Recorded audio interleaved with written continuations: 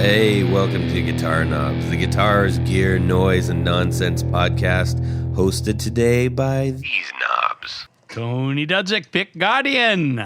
Jared Brandon in Nashville. Hey, everybody, it's me, Todd. Novak. Welcome to the Guitar Knobs podcast. We are thrilled to death you're listening to our show tonight. Tony is busy writing, so he couldn't do his thing, which is, that really made me sad right there. There you go. All right. We've got a great show tonight. We've got pedals in hand, and we've got a guest that we are very excited to talk to. Guest, go ahead and introduce yourself. My name is Andon Whitehorn. I am the person behind Lantern Manufacturing. Lantern Manufacturing. Indeed. I wonder, do you get a lot of calls about making lanterns and stuff? No, I did have a situation though. A couple weeks ago, almost 2 weeks ago, we had a pretty fun storm here in Richmond, and the winds and rain had knocked out the power. And so my wife and I were going through the house, no lights on, finding the flashlight, and just in total darkness for hours. And she's like, "If only you actually manufactured lanterns, this would be a viable business for this time of day." So yeah. Now I detected, when we were talking earlier, there's a little bit of Oklahoma slipped out, but you just said my wife, which my wife. You dropped the Y and substituted like an A and a little H. Yep. Which there's like a little tiny Y in there. So that's interesting. Have you noticed how your accent has shifted? Are people confused by you? Like, you sound like us, but not like us. Not so much. Well, it depends. Maybe. Because you're in Richmond, Virginia. I'm in Richmond, Virginia right now. Yes. So a couple drinks in, maybe start sounding a little different. Start saying y'all more, yeah, which I'd say anyway. Yeah, or ain't. A bunch of words that I know better not to, but I still do. But Oklahoma City, weirdly enough, is if you look on a map of accents or dialects or whatever, Oklahoma City is actually kind of an island where there isn't necessarily one. Now, if you move north, south, east, or west of there, you'll find a lot more of it. But it's kind of a weird non-thing, but anything you hear is just picking up from having lived there for 30 years. So interesting. Yeah. You are one of several people that we've had from the central east border, the Virginia, the Virginia, West Virginia, Carolinas, all that whole area. Recently, I don't know what it is. And when I say recently, I've also been scheduling people to come on the show that are from around those areas too. So, we're spending I feel like we're spending a lot of time over in that area, the mid-eastern seaboard. It's nice to be in the same time zone. Yeah. Do you consider yourself in the seaboard? Technically, yeah, we're close enough. We're an hour from the ocean, depending on which part of the ocean you want to see. Right. Hour from the mountains, the wet part. What have you? The wet part, yeah. The deep part. How much? Yeah, the deep. How deep you want to go. Okay. Before this, I was working in restaurants, and the last place I was at for 4 years, but essentially since we had moved here, was a seafood focused restaurant. So I definitely. Well, that's convenient. Yeah, it is convenient, and that's also my background in cooking is in seafood and sushi, so that it was just a very nice fit. So, nice, not bad, worked very well. Cool. Before Jerry gets all excited because we're talking about food and stuff, let's get back to our show about gear. Like I said, we've got a great show. Now, for those who are not familiar with lantern manufacturing, where can people go to find out more about what you do? So you can go on my only social media really is Instagram. I'm on YouTube under Lantern Manufacturing, but that's mainly just for posting demos. Pretty much any video you see on Instagram, you're going to see on YouTube as well. Just kind of the same thing. But both are at Lantern Manufacturing if you're using the @ sign. Otherwise, website is lanternmfg for manufacturing. So lanternmfg.com or bigcartel.com/lanternmfg. Gotcha. It redirects either way. So Okay. Nice. Perfect. yeah. Well, ladies and gentlemen, we're going to find all about. Pick whichever one you want. I'm on Threads too. I don't know if anyone's still on that, but I signed up for that. A while ago. We just had a conversation about Threads recently. Anyways, we've spent our time there. But if you want to go see a post over there, you can go check it out. Yeah. Yeah. I think I've replied to someone's post on there. Yeah, exactly. Anyways, okay, onward and upward. Announcements. I think we got a kind of handful of them tonight, Tony. Oh yeah. I mean, myself. oh well. We got two handfuls of announcements. We got a proverbial bushel. Yes. Okay, you go ahead. You do yours. Okay, I'm going to do mine first. All right. This is actually kind of, by the time this airs, we will have been enjoying company with our friends at the Fall 2023 Pedals and Pints. Yes. Held here locally at a brewery. Yes, it's a traveling brewery pedal show. Yes, and guitars this time. And guitars. Because this time, My boy. our good friend Chase Gullett, as well as Clifton Guitar Works is going to be there too. Yes. And gosh, I mean the participant keeps growing. The participant list looked like a guest list on the Guitar Knobs. Yeah. It really did. I mean, most of them have been on. Yeah, we had Rare Buzz, Malaise Forever, Native Audio, Occult FX, Zero G, IOD, and many more. Yes. Stomp Box Parts is going to be there. Oh, that's right. Yeah. And who else? Well, Thimble Wasp. They're Thimble Wasp. They're pretty much putting it on. Yeah, that's right. Thimble Wasp. Thank you to Thimble Wasp for making that happen around here. I think it's a fantastic event. We had a great turnout last time, and really anxious to see some people. And we're gonna have some very cool things happening there that I can't really mention. Oh, yeah. That's very nice. So, yes, that will have come and passed by. It will come and pass, but I think it's honorable and notable that these folks put this together. Yes. Second show right here in beautiful Columbus, Ohio. There you go. At beautiful Columbus, Ohio breweries. It's good for you. It's like soup. It's good for you. It's like soup. It's good and it's good for you.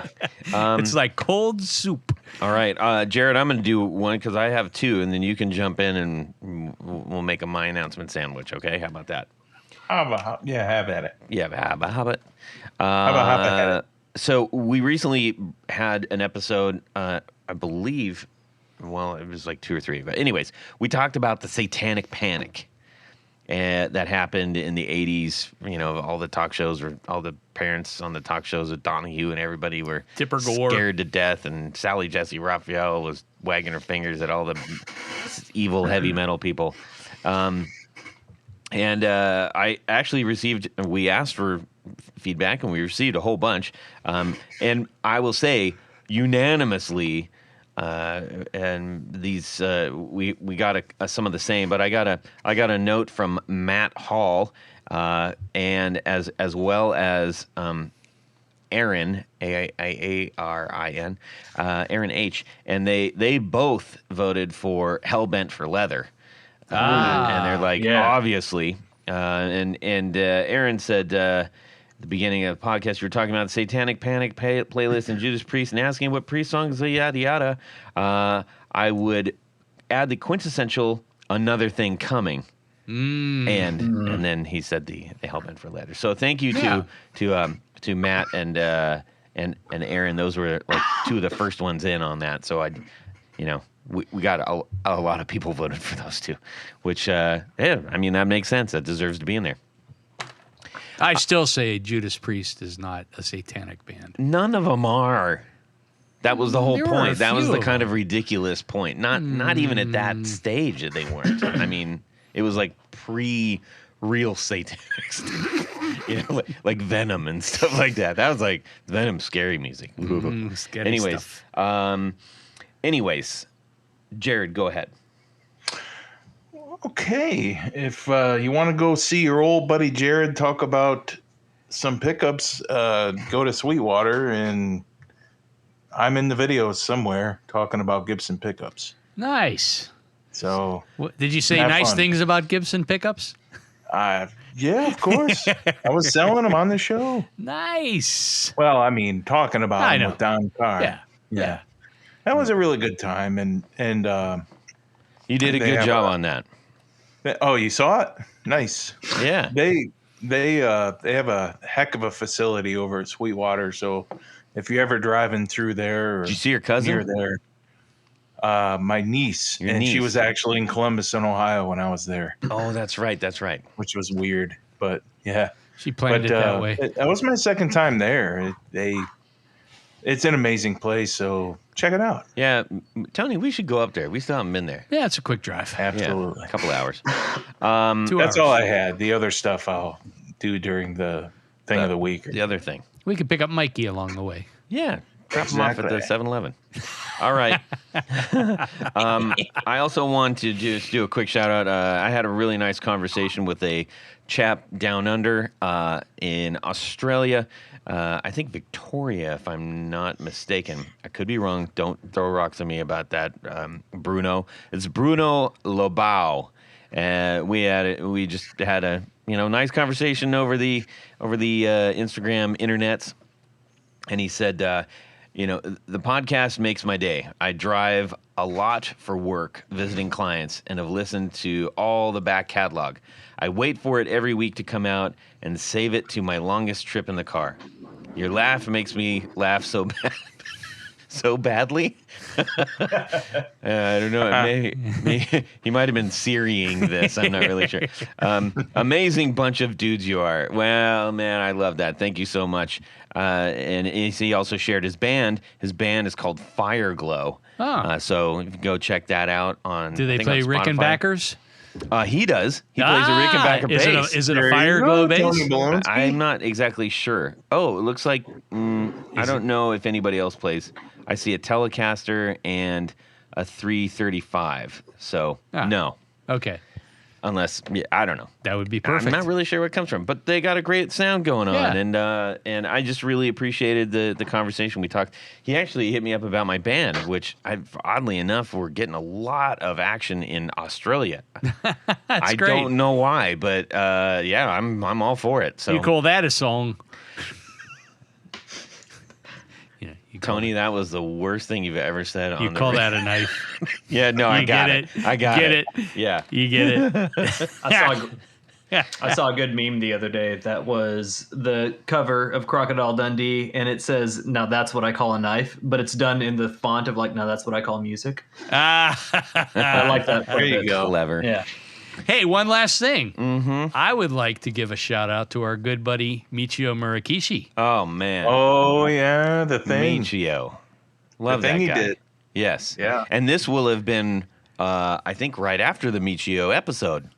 Yeah. So Michio, if you haven't seen it, I encourage you to go to the Instagram and you will see a really neat thing from Justin Hawkins of The Darkness. The Darkness. Huge band. Yes. That and they're very, very good. And he is a super talented dude. Oh, absolutely. And Michio, who was on the show just previously, is a grand poobah and a great friend of ours. And he just said he got one of those cameo things to say thank you. And I didn't know what it was. I just clicked on it, and Justin Hawkins is like, "Hi, Todd." And I was like, "What?" He was getting a tattoo. Yeah. Yeah, it's a very cool video. And what a neat thing to Yeah. do. It Michio, was super cool. you are just now, you are at the top of the list. Yeah, we need a new echelon to come up with. I think so. And I love the fact that he addressed the whole Stratocaster thing with me. It's like, That was good. It was just surreal to have Justin Hawkins talking to me directly about, how I should consider a Stratocaster. Now, I'm And kind the of end of curious. this thing. Did Michio Telecaster. He did. script that? He goes, "No, I know you don't like it." I was like, "What?" Well, I'm saying, I mean, I don't know. I mean, it seemed like it was kind of pretty much ad libbed. I'm not sure. He's a professional. He is a professional. He's a hell of a performer. I mean, he did it while he was getting stabbed by a tattoo gun. I know. That's even Anyways, so it is pretty fun. Go check that out on our Instagram if you haven't seen it already. And Justin Hawkins has a fantastic YouTube channel. Yes. And if you don't like sitting and watching super long YouTube, you can still catch a lot of it on Instagram. I would love for him to come on the show. So I'm going to see what I can do to make that happen. Justin, if you're listening, come on the show. Hey, we got an empty seat here. Yeah. You can do it while getting a tattoo. Todd will give you a tattoo, a prison tattoo. Right. Yes. You just pick which prison you want tattooed, and I'll put it right on your back. The ink will be orange and black. Yeah. All right, everybody. We need to do our what's going on in our music world this week. Tanya Bolonsky, the beflemmed. You came in a little crockety, with your thread. You're phlegmy right now. You're phlegmy. Yes. And tasty. Yes, and tardy. Tardy to class today. Pardon Tanya my Bolonsky, tardiness. take it away. Well, Todd, I said I wasn't going to do it, but I did it. You bought a SG? What'd you do? I went back to DH Gate. They man. sucked me in with another coupon. Did you not tell me? You didn't tell me about it. Am I going to like this did one? it. I think you might. Why did you do that? I don't know. I can't help myself. No, It's why like didn't me you and food. tell me? I just can't help it. You got to go back for more. Yeah. I know. It's like crack. Anyhow, actually, this stems from some photos that Henry Cash sent over to me because he's having some single pickup, double cut Gretsch style guitars put together. And so I was just trolling around, and then hey, get your new coupon pack, blah blah blah blah, and they had what is actually a pretty cool version. It's not a single pickup, but it's as close as you can get for this kind of money. But it is basically a replica of Malcolm Young's Gretsch 6131. Eastwood does one of those. Yes, they do. But what's cool about this, so years and years ago, Gretsch did a Malcolm Young signature guitar. Yeah. And they did a single pickup and a double pickup. And I had one of the single pickup ones, which was cool. But here's the thing. It had a flame maple top. No. And That's wrong. And it had a matte finish. That's wrong. Both wrong. Both wrong. Why'd you do that? Well, that's so. Uh-huh. If I may continue. So I had it, and it was actually a very cool guitar. One of the big things was a badass wraparound bridge. Okay.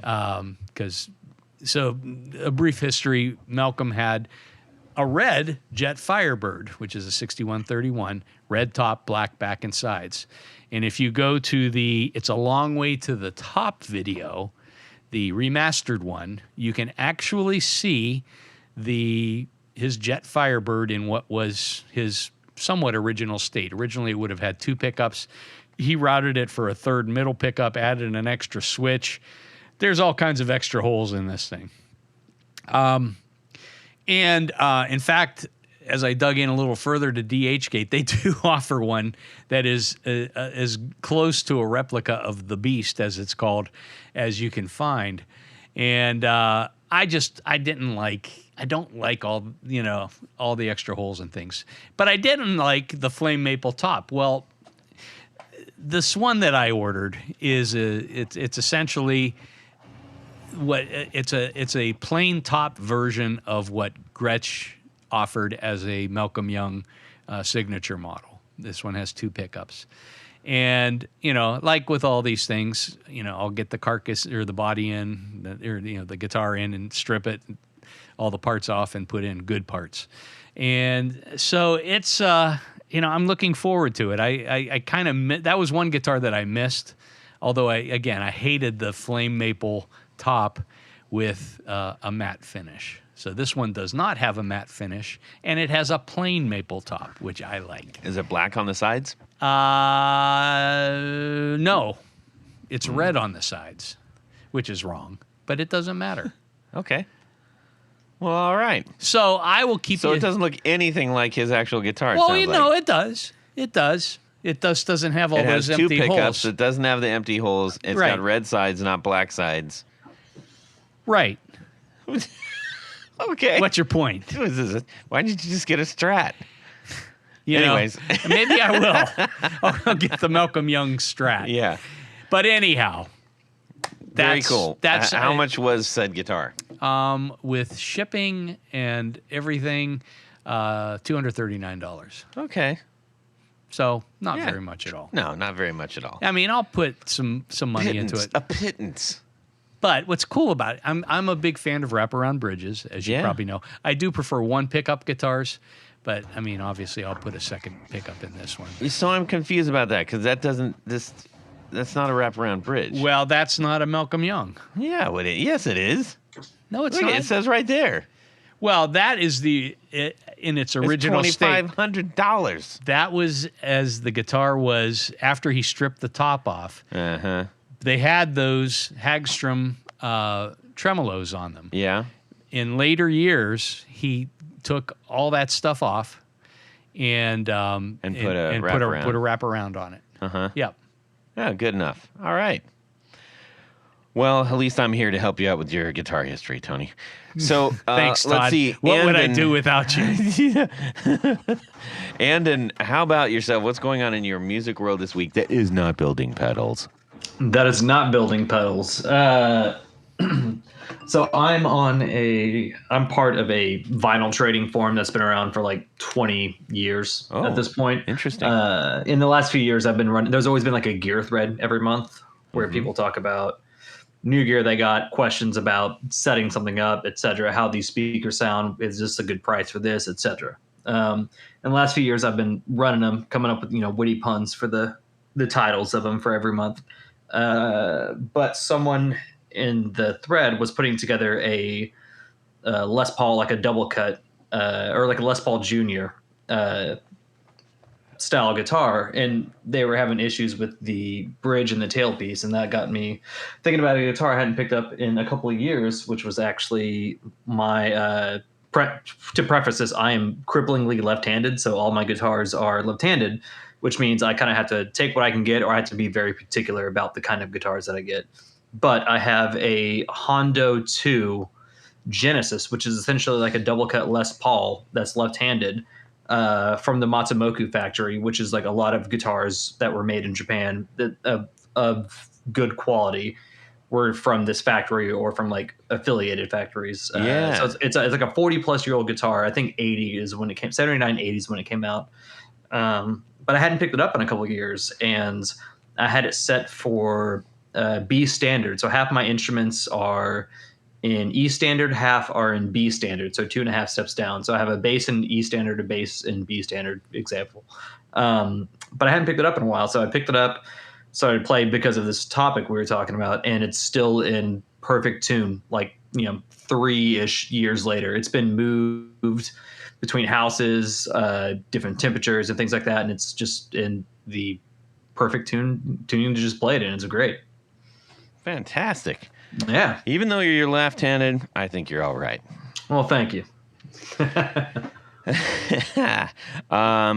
Yeah, that must be very difficult. I know our friend Eric Marrow, he's left-handed, and it looks bizarre when he's playing a guitar.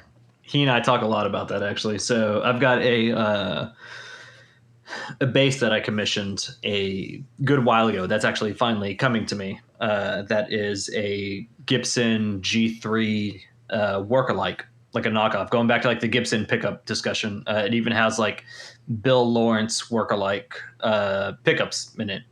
So like I paid for that, had it all put together because Gibson never actually made left-handed grabbers or rippers, really. Like you may find a one-off, but the chances are that was either a custom order or it was something that like someone had like put together from like the same like I guess like plans or what have you. So I essentially did that with a reputable builder that makes what he calls grippers. So between a grabber and a ripper, and basically you tell them what you want insofar as hardware, wood, neck style, like finish, all of that, and they make it for you. So I told this person, and I was like, I just want a stock G3 bass, but left-handed. And I finally have that coming to me, and I'm really excited for that. That's super cool, man. Yeah.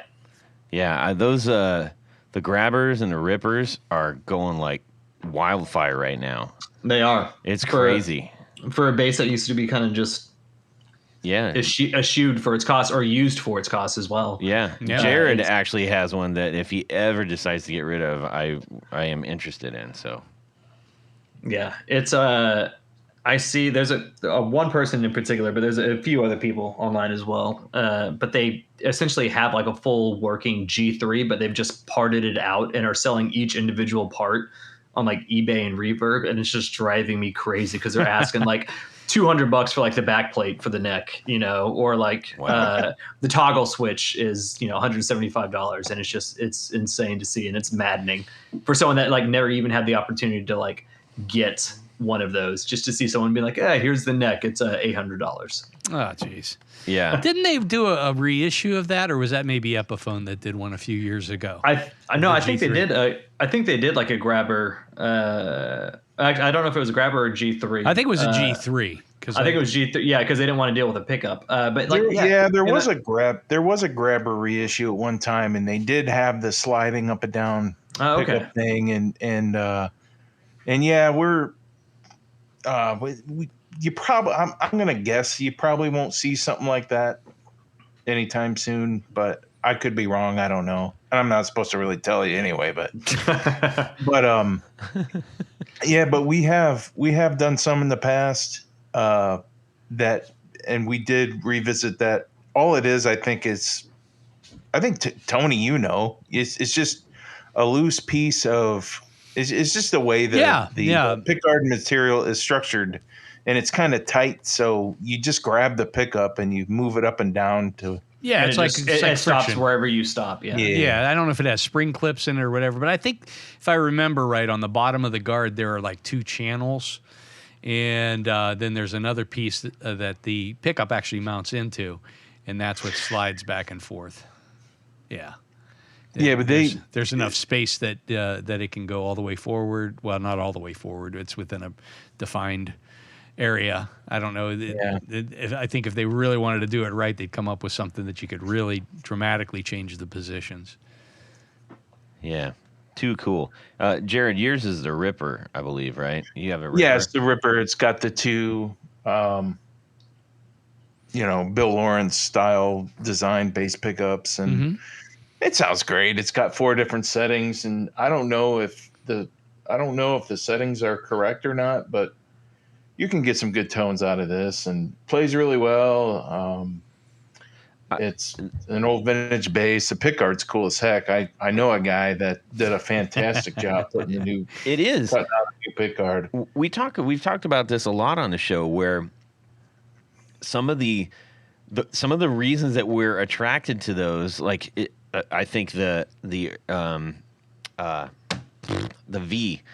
the Flying V, with the full pick guard is a great example of that. Even the Explorer, they didn't follow the lines exactly. They just said, nah, this thing shoots out over here, and it's like it is asymmetric to what the body is doing, and there's something that is arresting and very cool about that. I really like that.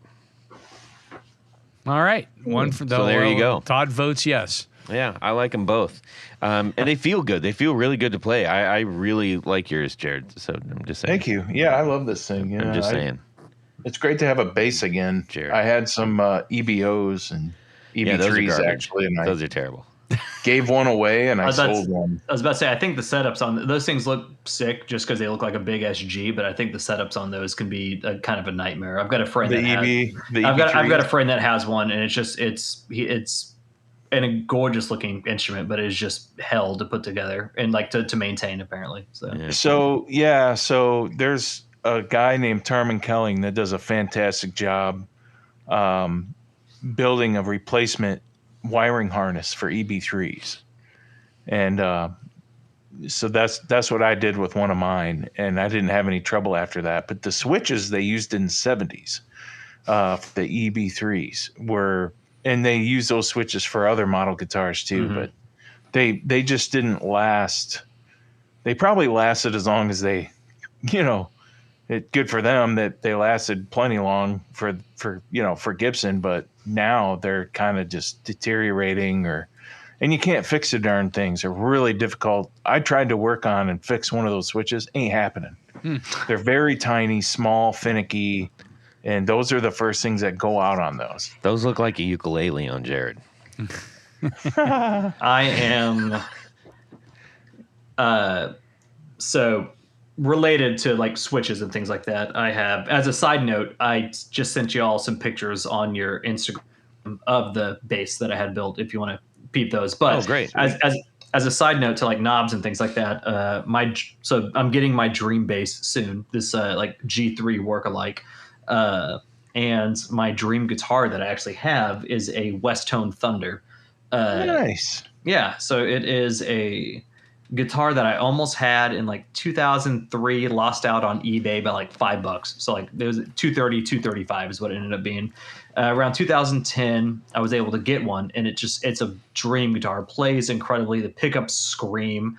Has an active circuit for it if you want to use it. Otherwise, you can use it as passive. But it takes like two 9-volt batteries, so it's 18 volt. But it's a dream guitar. It works awesome. A couple years later, it got stolen, or just like swiped from a place we were doing a recording session at. Oh my god! But then a few years ago, I was able to find one for a decent price and have it shipped to me. And I had to there were some toggle switches and things like that on there that had they were like the paddle style switches, and they had been like broken off. So like I had to do like some like extensive, very nerdy research to like find these exact like particular style like paddle switches on like old West Tone forums to order them and like resolder them in and get everything looking how it should, because that's a thing of mine is if I'm going to have the guitar, I want it to look the part essentially. So I'm with you on those old switches. I'm very particular with them. Oh yeah, I dig it. Hey, wait, are we still in the music world this week? Yeah, it's fine. Yeah. Hey, I haven't done mine yet. there's no rules except the rules that we make. Yeah. On that note, I remember seeing when we had Sarek basses on the very first time. The minute I saw those Sarek basses, like they reminded there's an essence of these the Ripper, the Grabber era kind of bass especially with the pick guards. Mm-hmm. And you just go back and look at it, compare them. There are essences of them. They're more like the essences. Coronets, because they have the butterfly essences, pick evanescence. No, butterfly pick guard. What are you talking about? No, man. You talking like the SGs with like the full like the Batman Batwing pick guard kind of thing? No, I was talking about like the Gibson, the Rippers and the Grabbers and stuff. Yeah, but he made one that was like the non-offset double cut, like a old Coronet or a Wilshire. Yeah, I'm not saying all of them. He makes a handful of them that that's have that vibe. That's the one. Yeah, like the. Oh, I see. Okay. Yeah. I don't know. Okay. Yeah. I just looked it up. I see what you're talking about. Yeah. He's got a range of style, but the one that I locked onto in particular, I'm trying to recall the model here, is it's the Lincoln. That's the first one that I saw. I was like, oh my gosh, I want to play bass so bad on that. That's a cool one. Which is exactly what I would do. I just play bass really bad on it. But anyways, on the guitar side of that, there is old friend of mine, Brady Smith from Old Blood. Yeah. We kind of played music a little bit in high school, and he had just gotten a guitar that was a Gretsch Committee. And it is a gorgeous guitar, but the pick guard looks very similar to what you're describing. Yeah. Yep. Like the butterfly look on it, and it's just like it's a guitar I've dreamed of since then. And of course, being left-handed, the choices are few and far between. But it's nice to dream. Yeah. And those, I think they had like a tinted, smoked plexi. Pick they did some that were like, I think his was all black, but I've also seen some that were like the translucent, like you're describing, which is a really cool look. Indeed. And how, as our gang would say. So anyways, Jared. Yes. So I picked up I've been looking at these for a long time. Not a super long time, but I picked up a medium long time? A medium long time. And Electro Harmonics Mel 9. And what it is it's the Mellotron organ effects pedal. Oh, yeah. Those are still pricey. Simple, easy. You can get a used one for a little over 200, but the new ones are around 260 something. I thought they were more than that. Yeah. No, they're down to, you can get a new one for around $260 some dollars. Wow, actually, 179. Oh, one's down to 179. Everybody, go get that. Buy it. Yeah, Buy it now. so but it's like $100. Plug your guitar in, and Ah. you would think it's really choppy and really difficult to use, but all you do is plug it in, and you can strum a chord, and it will play the Mellotron. There's a little gremlin inside the pedal with a miniature Mellotron, and it plays what you play. Now, explain, first of all, orchestra, cello, strings, flute, clarinet, saxophone, brass, low choir, and high choir. We met the creator of the Mel 9 at NAMM. Why don't you tell everybody what the Mellotron is? So the Mellotron is basically, it's a giant tape player, and it has several audio tapes. I think they're tape strips, and they just hang down inside. And when you press the key on the keyboard, it plays the effect that you have the Mellotron on. So it'll play an audio sound. I have to see if I can explain this right. It'll play the tape of the instrument you have selected on the Mellotron. It's a recorded instrument, like a violin, put on a tape. And or a choir, exactly. Or an orchestra, cello, strings, flute, clarinet, saxophone, brass, low choir, or high choir. So this is not to interrupt, but I will. Go ahead. You explain Todd, this stuff better. Well, no, Todd said, "Oh, it's a loop." No, it's not a loop. It is a strip of tape. Okay. And the reason tape that hangs down because it has a weight at the bottom, and if you play it for too long, it actually runs out of tape and has to retract it back up. Really? Yes. So I did not know that. Yes. So there you go. Well, famously used on everything. Well, super famously used on Strawberry Fields. Oh yeah, that was one of them. And John Paul Jones used it.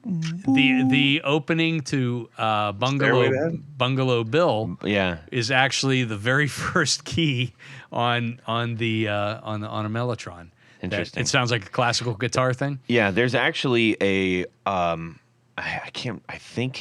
is it a YouTube short or I think it was a YouTube short of. Let's see, was it? It was Paul McCartney. I'm trying to think if it was like a rig rundown or something like that. I can't remember who he was talking to, but he was showing he was standing right next to the Mellotron that was used in Abbey Road.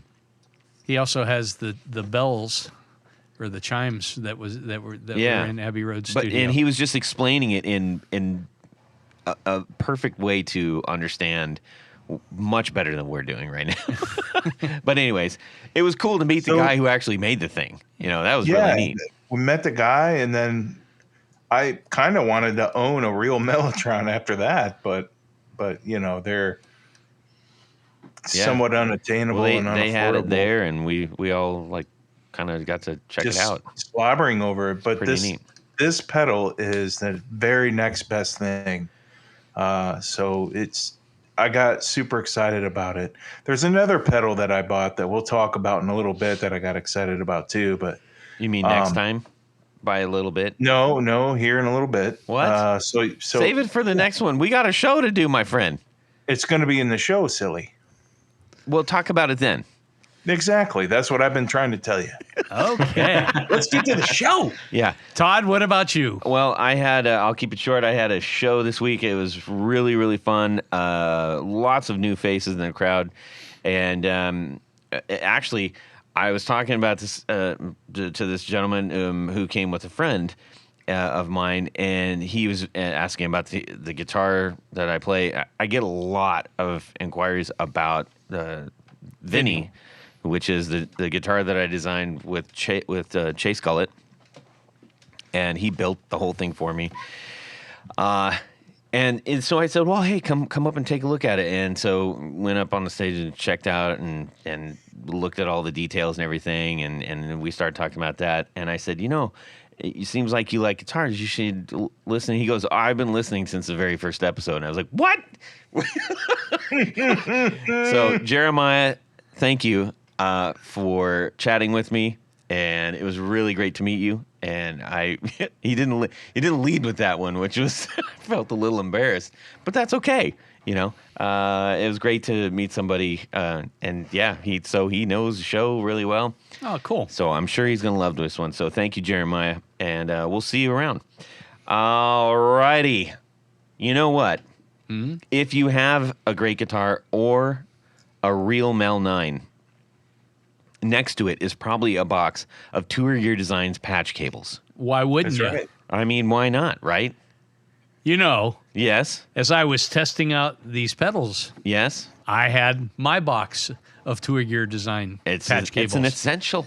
Yeah, it's like you just pull them out of the box. Yep. You find the right size.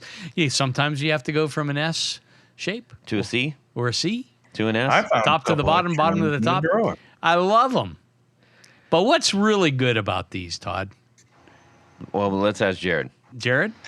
Well, they have the very small area where you plug it into the pedal. See, I'm not good at this. You're Right. a natural. Well, the other You're thing a is- natural. Keep going, Jared. Keep Yeah. going. They got the thing where it fits anywhere on the pedal. Yeah, it's great. They're fantastic cables. Check them out. TourGearDesigns.com. And when you're there and you load up your cart, because you will. Yep. And thing almost, to do. I'd say what, like 75% of the people we've had on the show use those. Yeah, I would say that's probably because they've been listening to the show. It makes it more fun to rearrange a pedal board. Honestly, it does. It's great fun to do that. Yeah. Always clean. When you load them up, use the guitar knobs, All lowercase, all all one lowercase, word. all one word, and you're going to save 10% on your order. 10%! That is correct.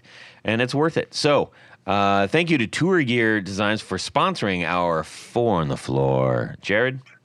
Let me get a little bit of this. 1, 2, 3. Four on the floor. All right. Andon Whitehorn from Lantern Manufacturing. What is your Four on the Floor? All right, so I've got two lists, and it depends on if I'm playing in a band that has, another guitarist or bassist, and obviously a drummer as well, or if it's me and just a drummer. So whether it's, like a 3 or 4 piece or just a 2 piece. There are similarities between them, though, if I may. So first, if I am doing like a full bands kind of thing, the Boss DD20, the Giga Delay. I've had it for, I don't know, a million years, and it just does everything right. There's just nothing wrong about it when it comes to delay stuff. Everything sounds great. You can do things by milliseconds or BPMs, depending, so depending on if you're, say you're recording something and you're recording like a click track or like this tempo is like 137 BPM. You can set your delays to 137 BPM as opposed to like milliseconds and just like really like hammer it in. It also has like a bunch of other like fun effects. You can do presets and stuff like that as well. So I really enjoy that. And that's one of those nifty dual pedal, literally. It's a dual pedal. pedals. Yeah, so it takes up a good amount of real estate. I'm looking at it right now. I actually pulled these out, so I'm looking at them on my desk right now. Yeah. And it's like the size of like 3 guitar pedals. Yeah. But But it does so much. It does so much. They're like $200 now, maybe less. or whatever. 120. 120. Yeah, 120. And we're looking at one that is got some love on it, which is really cool. And they're just there's a almost like a rudimentary design to it. It's like industrial almost, which is really kind of cool. Yeah, it's I mean the actual foot switches on them, like I'm pushing them right now on my desk, and they are like the Boss foot switches are already like decently sturdy. These are like heavy. Like Yeah. they're worth it. And then like if you push them both down at the same time for like a few seconds, you can switch into like tap tempo mode.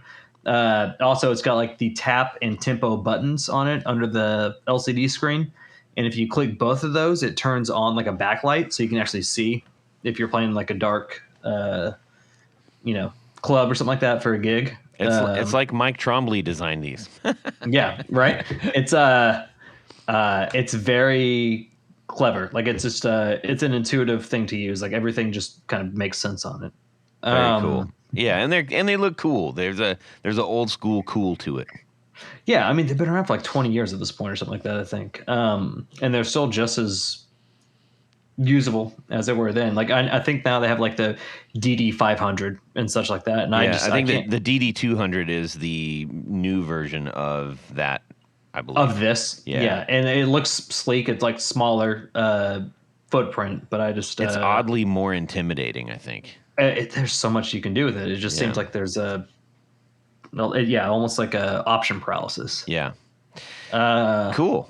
Yeah. So that next would be either there. This is an Ibanez, and it can go either way. It is the CF7, which is their coarse flanger design from their Tone Lock series that they did in like the late 90s, early 2000s. Yep.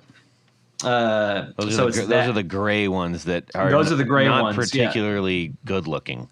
Not particularly good looking, but they were sturdy. Like they had those the pots that you could actually like push down. Yeah. Like you could like recess them so you didn't actually like step on them. It was really smart. Yeah, it was clever. So it's either that or the Ibanez SC10, which is their stereo course from their like super line in the 80s. Which has like a beautiful like aesthetic. We'll actually do stereo out. I think it's just mono in. Looking at it, the 10 series is coveted. The 10 series, exactly. Yeah.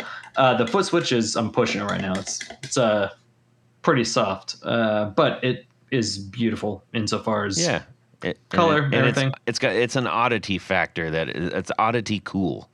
Yeah. It just sounds good too. Yeah, that's the one. If everybody's like going, well, what do you mean oddity? It has the off-center foot switch, the foot pad, like the black giant rubber thing. Yeah, it's on the right, and there's like almost like a 3/4 inch or whatever of just metal like on the other side of it, and then there's a button you can push on the side to like pop open. Yeah, with like the sound console, the audio console style knobs on it, Yeah. Kind of weird. Anyways, neato. What's number 3? Number 3 is, I kind of went back and forth on this one. The Zoom MS70 CDR. Seems kind of like a cheat because it's like a bunch of pedals. It's like a programmable pedal kind of thing. But you can do... The Zoom what? That was a lot of math right there. Yeah, the Zoom MS-70 CDR. It's a chorus delay reverb pedal, but you can like plug it in and like through USB like edit your own patches and things like that. So you could, if you wanted to have like a soft focus patch, you could do that. A bunch of other things. I bought this one used for like $70 and it had like a broken foot switch that I repaired, but I really should have probably just spent the extra $30 and got like a newish one. It's like a toggle foot switch. Yeah. Well, they have like the buttons. You can there's like 3 buttons above the foot switch, and you can push those down and turn them. But like you can essentially just it's like the Simon set. Yeah, I couldn't tell if that was a toggle. It's sort of like, think about the old game Simon. Yeah. Well, yeah. And so you're right. Yeah. And so on the around the foot switch are actually 4 buttons you can push. Yeah. Insofar as like how you want the effect to be like stacked. Man, does that come with a bottle of aspirin? Gee, many Christmas. Man, I feel like it should. This is something I've only like really, I've had it for several years, but I've only like really kind of scratched the surface of it. But like there's an active like subreddit for this pedal, like with patches. There's a program. There's like a. It's like if you had a Game Boy and you could never that you could never play. That's what this. Essentially, yeah. But you can chain a bunch of stuff in it, and it's really cool to get those kind of effects. So that's one of them. And the last one would either be, I'm a sucker for like a rat style effect. And if it can't be one of mine, which I just have one, it would be either the Line 6 DM4, which is like the distortion modeler, the gold one that you could do a bunch of like different style of distortions on it. Like you could like scroll through them or whatever. Which is actually the impetus for. I just want it because it's gold. It's gold. It's nice. I still have it. I have a foot switch like knocked out of it that I've just like covered over with like duct tape. When I first got it, I found a setting I liked and set every preset to that same setting. So like, because I was just moving from bass to guitar, and so I was like, okay, if I step on it, it'll be the same regardless of whatever. Sure. And then years later, I revisited it, and I was like, why does this sound so good? And I was like, oh, it's the classic distortion. I looked it up. I was like, oh, it's based on a rat. But the it had most complex rat pedal ever designed. But it had a 3-band EQ, and I was like, "This is why it sounds so good." Because I also had a rat. I had a rat for years at that point instead of just a cut. Yeah, yeah. But you could like tone shape it, and that is kind of what led to like the Sycamore and other things. So it'd either be the Line 6 DM4 or the Feral Plus, which is another like rat variant. The what? The Feral Plus. FERREL. FERAL. FERAL plus. Plus from Dead Air Studios, yeah. Oh, okay. It's basically like the Sycamore that I do is like a rat with a 3-band EQ, and the Feral Plus is like a rat with all the clipping options you could want. A bunch more parameters as well. Like I have I'm looking at it. I can't reach it, but I'm looking at it. But it has just a ton you can do with it. You know what? I'm not familiar with Dead Air. Interesting. Okay, so that's good. We got a new pedal thing that we're not familiar with. I think I might like him. The person that puts them together, Will, has been in a lot of influential bands for me. Okay. Growing up, he's actually mixed a lot of records that I've done over the years. And like stuff what? Like that. So, or rather, mastered. But most bands I've been in the last almost like 20-ish years. Partners, Cedars. I think he did Hydra. A bunch of other stuff. But so he makes a very cool rat, and if it couldn't be one of mine or the DM4, it would be that. He's got all kinds of pedals. This is great. I love it. We'll get him on the show. Yeah, he does incredible stuff. Dead Air. Like, he focuses mainly on, for the time being, like on gain style effects, sure. And then also he has a line called the. Why am I blanking on them? I have them. Let me look at them. The generator is what he calls them, and they're like oscillator effects for like noises and things like that. Generator 5, 6, and 7. Yeah, he's about. I think he just put out like 8 or 9 or something. Jiminy Christmas! That's. See, I love. We don't know everybody out there, so if everybody's like, "Dude, how do you not know that?" There's a lot of people out there. There's a lot of people. We're still collecting everybody. We're like one of those big giant tractors that comes through on the beach. At like 4, 5, and 6 in the morning, and they scoop up all the garbage out of the beach. We're like that. Slow and steady wins a race. That's how it goes. Anyways, if you look him up on Discogs, Will Killingsworth, like you'll find a ton of stuff that he's like mixed, mastered, recorded, etc. or whatever. But really cool dude. Yeah. The Tube Nightmare. That sounds cool. Tube Nightmare is really cool. It's a 6-knob tube screamer, which was another that was going to be one of my other 4 on the floors. Was a TS9 into an MXR double shot. This turned into an 8 on the floor, by the way. Yeah, sorry. But like a TS9 into an MXR double shot, which I always use them together because the MXR double shot had a 3-band EQ, so I always use that to kind of like shape the tone. So that was that. All of that was if I were in like a full band. 2-piece band is essentially the same, but I would use a micropog for fake bass. Like in a separate like stack. And then maybe an op amp Big Muff. and essentially any of those other things. So, Okay. yeah. Brilliant. That's a lot of pedals, everybody. So that's great. That's fun. 12 on the floor. Yeah, I like it. Okay, well, hopefully you've logged all that, everyone, and you got some new things to check out. And I think all of those were new to the show. I don't think we've covered any of those up to this point, Tony. I don't believe so. I was just going to comment that all of those were rather unique. Which is what the joy of doing this segment it is. The joy. But the agony and the ecstasy. The bigger joy. Jared, you want to throw in some adjectives on how big of a joy this is? I don't know. It's huge. It's Giga joy. It's giant. It's just gargantuous. It's a really big, nice joy. Super giant ass. Sure. I don't know. All right, let's get on with our interview. We need to find out a little bit more, actually a lot of bit more, besides pedals, from Andon Whitehorn. Now, Andon, I think the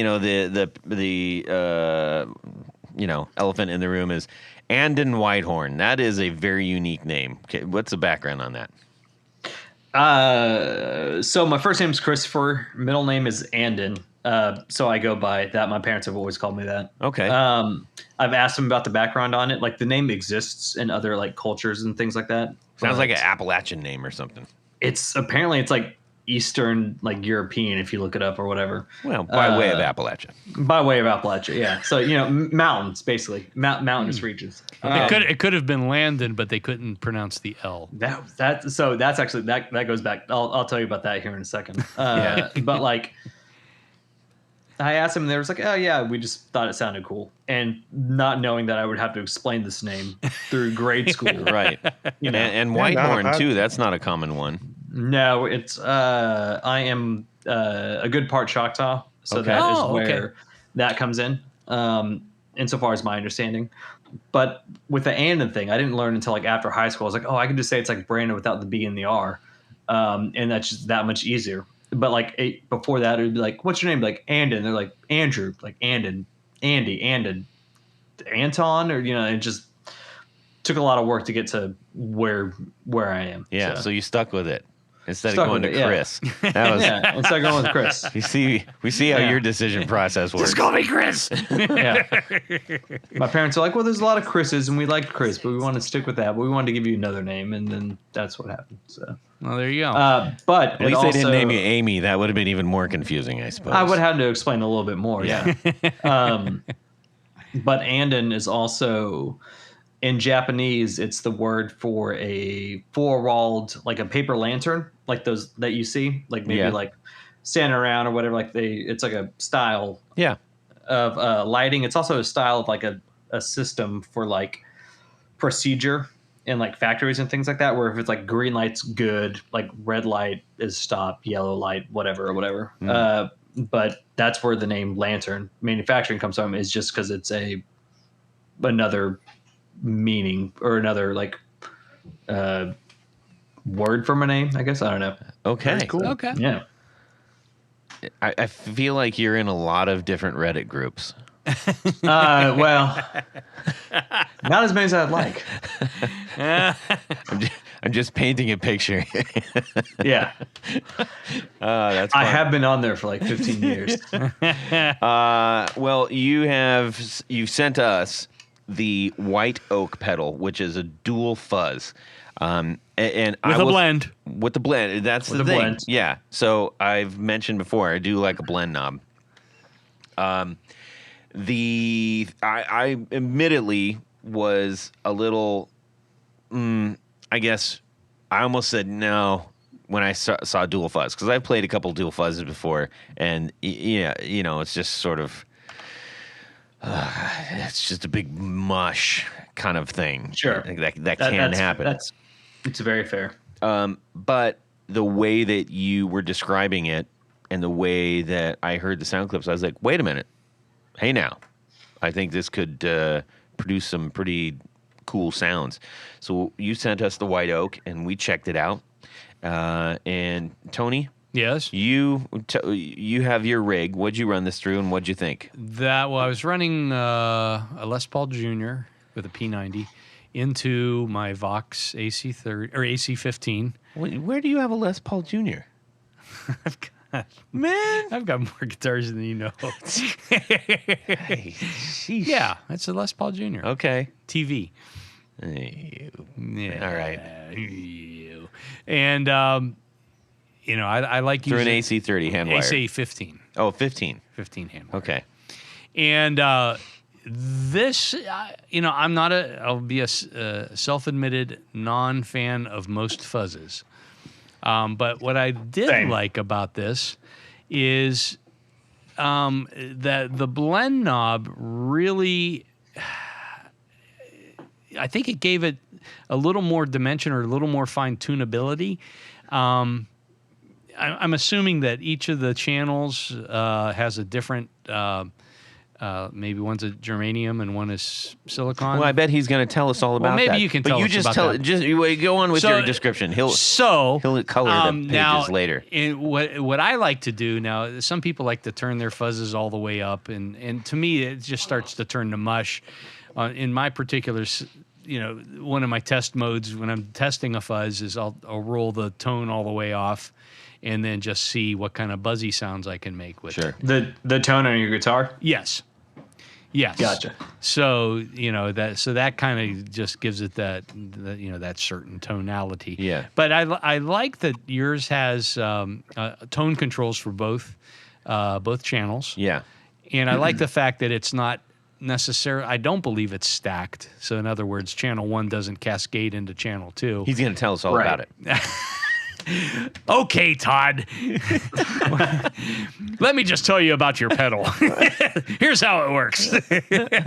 No, I mean, I think it was enjoyable. Again, I'm not a huge fuzz fan, but I think for people that do like fuzzes, I think this could be a really nice addition to their collection. Well, thank you. Well put, Tony. Yeah, so the White Oak is a dual parallel fuzz. So it's two separate fuzzes, two separate styles of fuzzes, and two separate tone stacks with them. Okay, Tony, you get a star. Okay. Yeah. I figured that's what it was. Yeah. So on the left side is like a square wave comparator kind of fuzz. So like a Velcro-y kind of like style of fuzz, like just like can almost get gated on the settings depending on how you have it. Yep. And then the tone stack on that side, on the left side, is like a Big Muff tone stack where it's like on the left is more bass and on the right is more treble. Mm-hmm. But usually in a Big Muff in the mid section, like in the middle, there's like a mid scoop. So this one actually has like a slight mid hump because I think just like fuzzes tend to get lost in the mix if there's not like the mid to actually push them through. It's like they sound good by themselves and then you're playing with a band and you turn it on and you're like just disappear. That's why I don't understand. People love the Big Muff, and I'm like, it's just not one of those things that equates to me. I'm like, it doesn't, for that same reason. Yeah. And then, so conversely, like with that, on the right side is like an op amp style Big Muff, if you will. Just because I prefer like the sounds of op amp clipping. And then like silicon as well. Like I have yet to actually use any like germanium diodes for clipping. I'm not against them, but it's something I just like. It's a sound I've kind of liked, so I've kind of just like gravitated towards.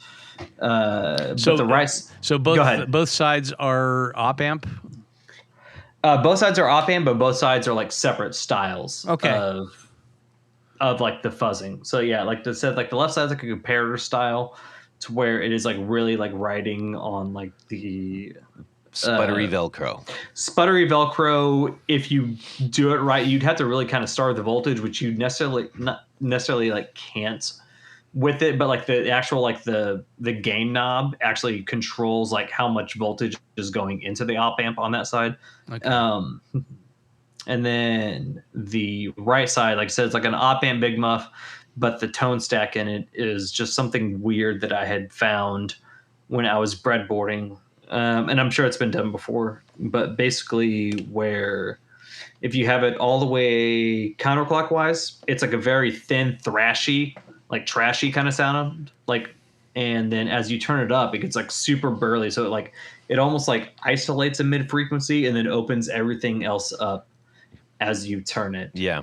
Clockwise. I tended to stay on the right side of things. Yeah. With that and one. And then like the blend between, I tried to get them both as like even on output level as possible. And then like the blend would actually allow you to, again, like blend between those two different like style of fuzzes. And then there's like an output volume for overall just gain, I guess. Yeah. So really cool and very well made, nicely done. You had, I think, intriguing packaging. You've got a white oak leaf in there, which is kind of neato. Yep. And it was just it was a nice presentation too. Thank you. Yeah, all the pedals I put out, I have the when you get them, like if you order a sycamore, it comes with a sycamore leaf. If you order a white oak, it comes with a white oak leaf. Roan comes with roan leaves. Meadow sweet. I hope you don't make a poison ivy. But, yeah, well, that's the next one. Actually, you're gonna love it. But yeah, it also just depends. Like in the winter, like none of that stuff grows, obviously, so I can't package them. But like in the spring, summer, fall, like if I have them, I'll put them in. You got to get them and freeze them. That's a ticket, man. I have a lot of them in the fridge. They last a surprisingly long time in the fridge. Yeah, so, yeah. Well, so that's one pedal. I know Jared is literally chewing his face off to talk about something else, but we're gonna get to that one in a second. It can't be all pedals all the time. We want to find out a little bit more about what you're doing over there at Lantern, what your sort of take on pedals is, and how you got into it. Just out of curiosity, stylistically, where do you sit in the music world? What is your musical influences that might have edged you to where we are at right now? I would say, like band-wise, active influences are Jawbreaker, a band called Stop It, which is actually from where I live right now. They're from Richmond, Virginia. I played a show with them like 20 years ago, and it was kind of like a life-changing thing. It was like, man, like there can be bands like this, and I was like, that's awesome. And then another band called Capsule, which is out of like Gainesville, Florida. But other than that, it's kind of all over the place. I mean, one of my favorite bands of all time is Queen. Oh yeah. I have a Freddie Mercury tattoo on my thigh. Love that. I was big into Mahavishnu Orchestra. It says Freddie Mercury, like in really big letters. No, it's his face from the Hot Space album cover. Oh yeah, okay. Yeah, just like the silhouette or whatever. Yeah. But yeah, big into them, big into like Mahavishnu Orchestra. Yep. A little silhouette of a man on my thigh. Scaramouche, Scaramouche. That's right. Okay, Tony, we know how the song goes. Sheesh. Thunderbolt and lightning, very, very frightening. So finish it. I appreciate that whenever they did that song live after it came out, yeah, they left the stage and let like a video projector play that part, because they're like, we're never going to do that again. Like we're never going to hit that. And so we're going to let this video do it. And then they come in for like the rock and outro. Yeah. That's like, credit over credit too. That's knowing your limits and being like, we can't do this again. So fair play. Here's what it is, Fair play. I do that whenever I solo. I just leave the stage and let people imagine it. I thought play a loop. I thought you played so low that no one could hear you. Yeah. Well done. So when you are, let's get to maybe, I always love to find out how people stumbled into music. What was the first, I guess, musical thing that happened where you said, oh man, I love this, give me more? Like listening to it, playing it? Yep, probably listening. Man, my mom was a show choir singer, I think it was. I can't remember what exactly it was called in high school. We all imagined 1,000 different things when you say, my mom is, and then we're like, she's a tuba, like she's a tuba, she's a microphone, she's an elephant. Yeah, she played a BC Rich, I don't know what. Yes, she is BC Rich. She was in the Runaways. Yes. Yeah. My mom was Pat Benatar. But no, my mom was a incredible singer, and so like in high school, and then carried that through obviously whenever like we were younger kids, and so she was always singing. So some of my earliest memories are like remembering like when the Beach Boys did Kokomo. Oh yeah. Like that is like a memory that is like burned into like my brain, just like in the back of an '89 Nissan Sentra, driving around, my mom just belting out Kokomo and like note for note, just killing it. I would like to go on the record as saying that is possibly the worst Beach Boys song ever. It's not really the Beach Boys. Well, yeah. Yeah, exactly. Yeah. Brian Wilson wasn't even there at the time. No, Huge. no. Mike Love, etc.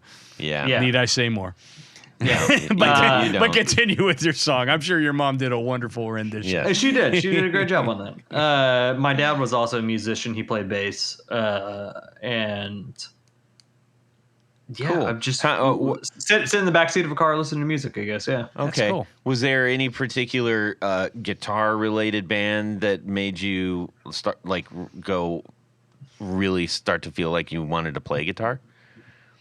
Jawbreaker was probably the first one. I saw them in '96. It was like a Rock the Vote tour, and they were playing with like Foo Fighters and Ween, and some other bands depending on like where they were in the country. But like the only show they ever played in Oklahoma at the time, it was like in '96, was in Tulsa. So I drove up to see that because a friend had gone to see Foo Fighters, so I was there for that. And kind of just like changed my life musically. Like I had listened to music for a few years as a young kid or whatever. Yeah. And then after that, I was just like enamored with bass playing. So I saved up, bought a kind of like a kit to make a bass. I still have it. It was like a Squier Affinity. You never made it? No, I made it, okay. but it's like I still have the finished thing is basically. Oh, gotcha. So it's a Fender neck, a Squier Affinity like bass body, and then I just kind of like did stuff from there. But it was like, so it has like it's like half precision, half jazz bass, and the neck is still warped, even though like I fix it every year. It's still just like the action's way too high. But I have it, and I'm staring at it. So yeah, It's a keepsake. it's a keepsake. Now, are you a pick bass player or a finger bass player? I'm a pick bass player unless I'm playing like a 3-string chord, which I'm a big fan of bass chords. In which case I'll strum it, or if it's like a chill part, I'll like pick it with my hands. I never got really good at playing bass with fingers or like slap bass or things like that, but as I've gotten older, I've really come into like enjoying like the sound of like boogie funk and like city pop style bass, where it's just like almost aggressive bass tone. But it just all comes from like just like slap bass essentially. Like you hear it and you're like, what are they playing? And you look it up and you find the artist or whatever, and you're like, oh, they're just playing Wolfpack? It just like maybe like you look it up and you find out that it's like it's a bass into an amp, and it's just the way they're playing it. It's just like giving this like aggressive like tone to it. Cool. It's really interesting. Yeah. Now, is there a particular bassist that you styled yourself after? That would be, whenever I was starting out, it was Chris Bauermeister from Jawbreaker, because he played like bass chords. They said at the time like he kind of almost played like lead bass on some things. Got it. But just really interesting sounding. I don't know, just progressions. Yeah, like the guitar was always like super interesting, and then like the bass underneath it was almost just kind of like carrying the story, as if like carrying the song along, kind of just like almost like a narrative bass line, if you will. Yeah, like an anti-bass. Yeah, I get it. I dig it. yeah. So let's talk about you and your pedals. Are you just electronically adept, or did you do some learnings, or what? I did no learnings, but I always kind of like I always had a soldering iron, so I always tried to like fix patch cables and things like that whenever there's like a loose connection, as best I could. Like if I opened it up and didn't know what I was looking at, I would just like move on and be like, well, I'm gonna fix this in 10 years or whatever, and that's still sitting in a box somewhere. I've just carried it with me. Yeah. At some point in time, you decided I need to make pedals with my limited use of soldering. So how'd you? That's a big puddle to jump into. Yeah. Well, at first I was looking at just like whenever I discovered like I was like, why does the classic distortion on the DM4 sound so good? And I was like, oh, it's because it's a Rat with a 3-band EQ.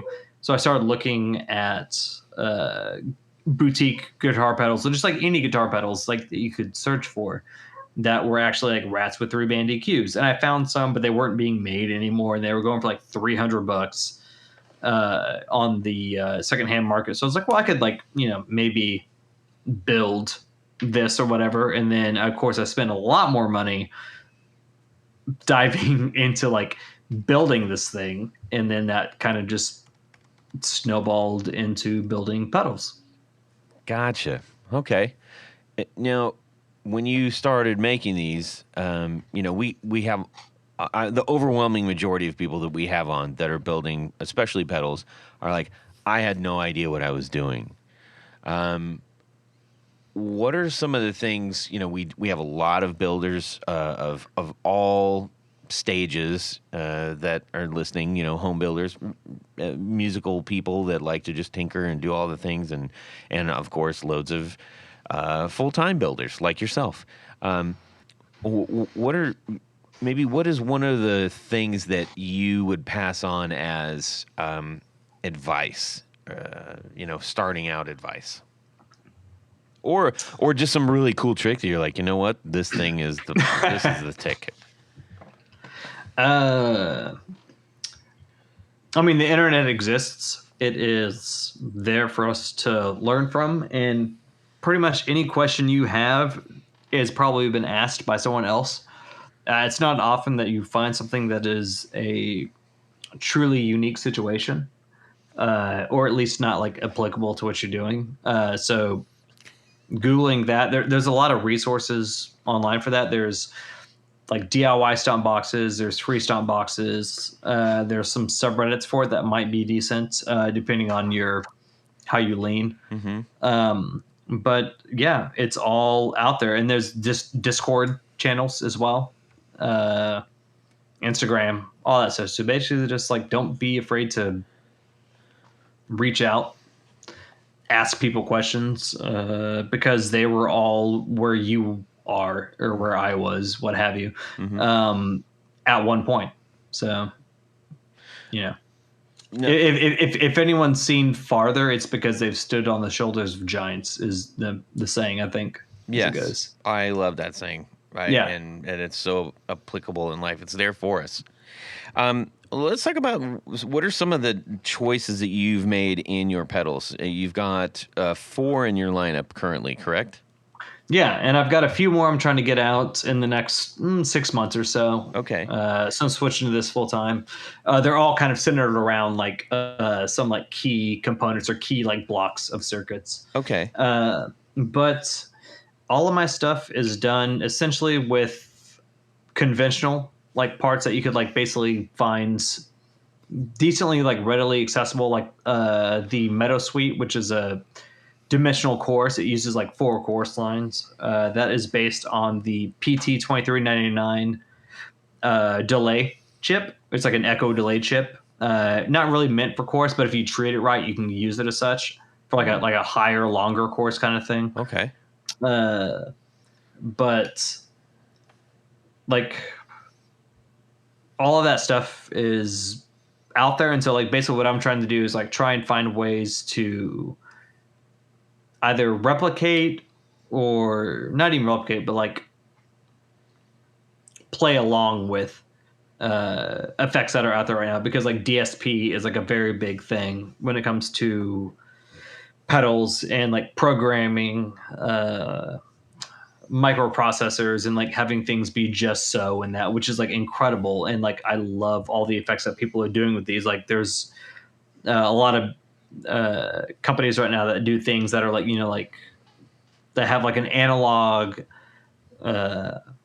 Native Audio does that. Like native, yeah, exactly. Yeah. A lot like Chase Bliss does that as well. A lot of other places do too, where it's like a analog audio path, but like the digital like control of it all, right? To where it's like everything is like, you know, as you want it, but you can do things that you normally couldn't do. Sure.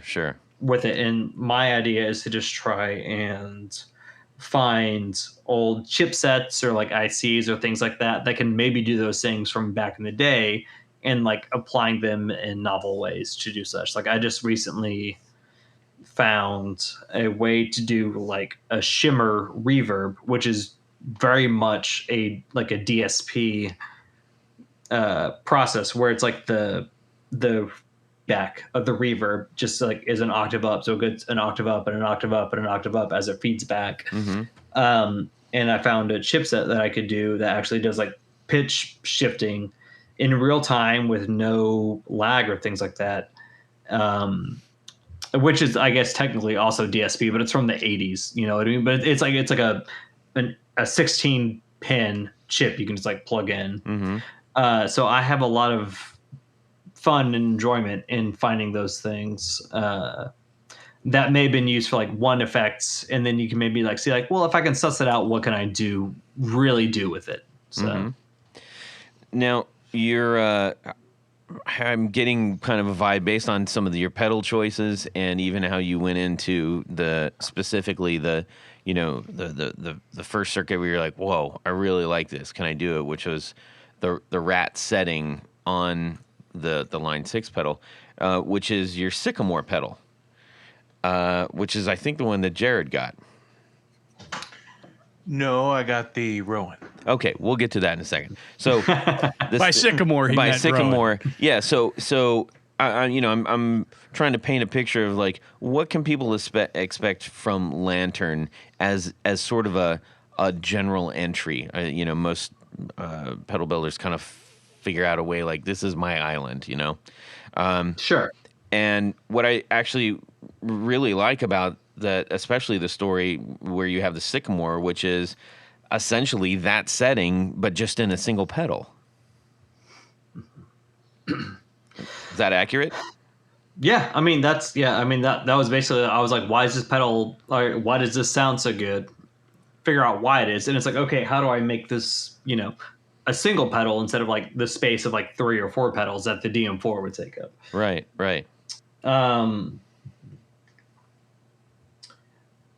Yeah.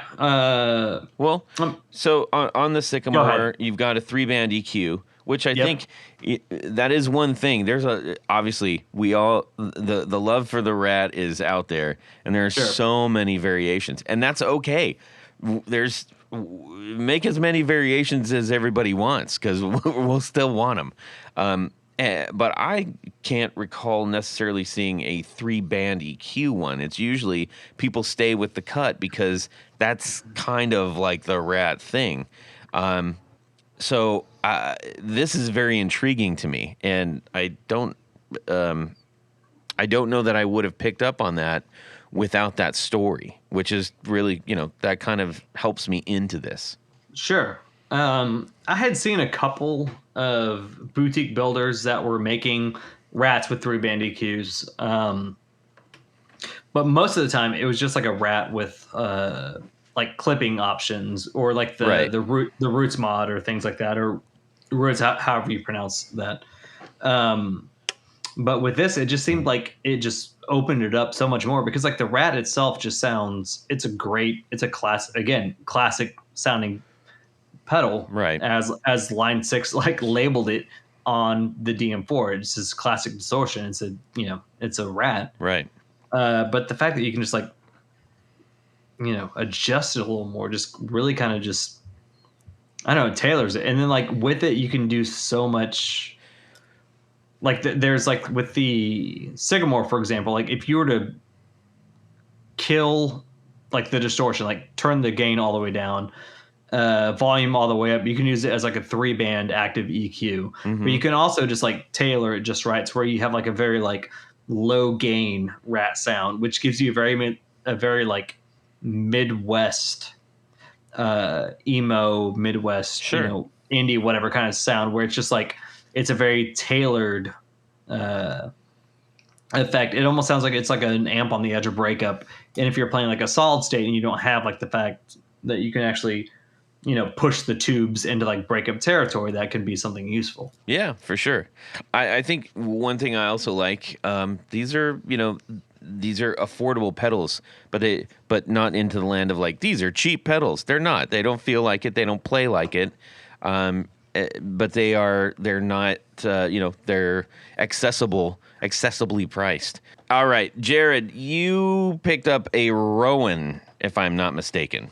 I did. I got one of those. I listened to a demo online, and I am in love with, like, for instance, I'm an 80s kid, grew up in the early 80s, so VCRs. And I don't know if anybody remembers the Viacom little jingle before or after a movie. And it has like this deteriorating sound. Like I like deteriorating audio on a VCR tape. And with that pedal, you can get a lot of sounds out of. So I have so far. It's a great flanger. You can add like a fuzz to it. If I'm not mistaken, right, that is a type of fuzz. You mean the push one? Yeah, the push. Yeah, there's a knob for push. Oh, it's a push. I don't necessarily use that. I try to get that a nice clean.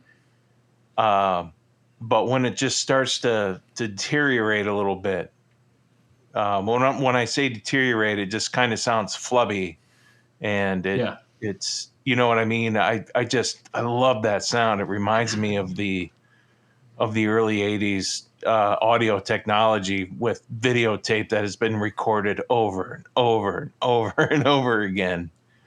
So I don't know. I just love that sound. That pedal does it.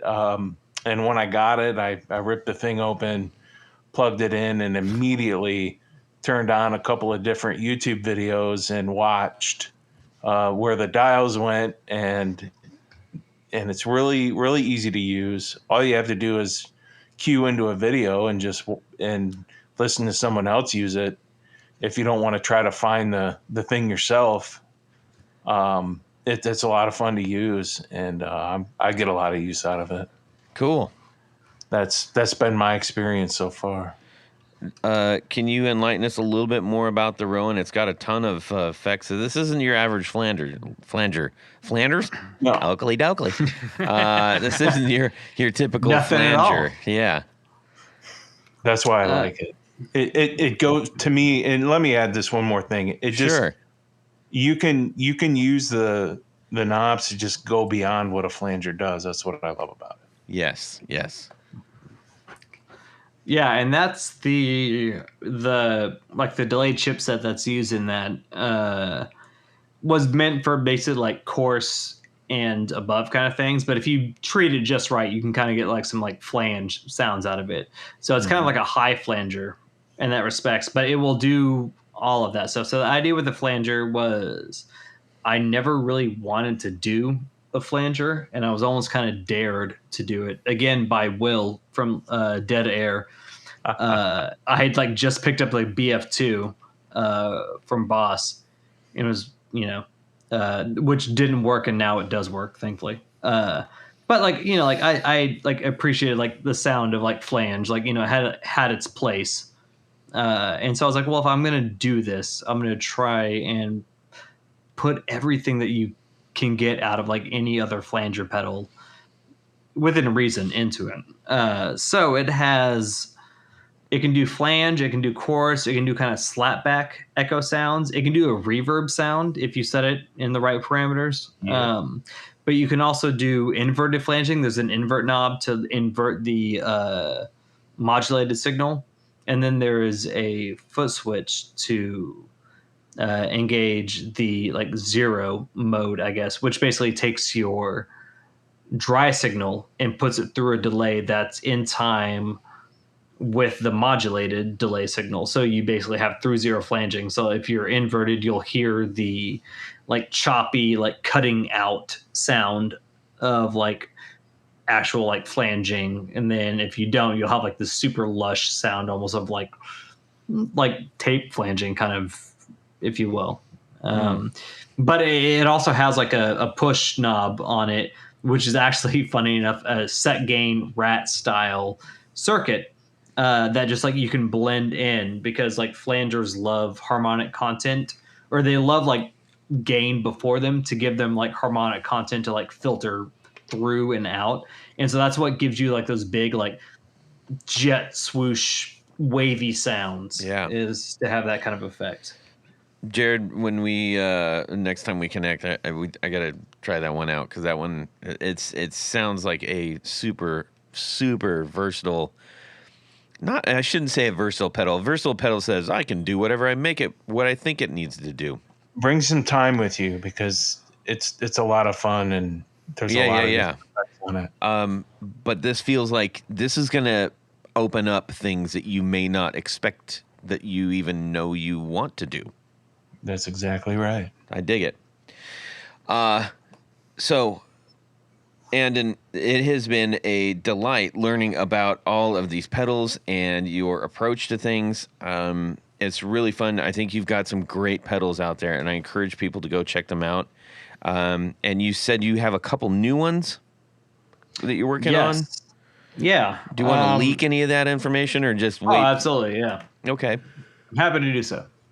So I've got a pedal called the Verbena that I've been working on for a while, which the Verbena is going to be a reverb pedal. All of my pedals are named after plants or trees. The key to decode it is if it's a tree, it's a distortion style or like a gain style like pedal. So like white oak, sycamore, rowan, which is in like the rowan is in the rose family, which all coarse-esque pedals like the meadowsweet are in the rose family. So rowan is actually in the rose family. So is apple, peach, all of those things. So if it's a tree, it has some sort of like gain thing to it. Okay. And then anything else will be like modulation, which will be something you find in the garden, or something you can like forage. So like the meadowsweet, again, in the rose family, like rose being coarse, etc., like, you know, adjacent. The verbena will be a reverb pedal, which the name just makes sense.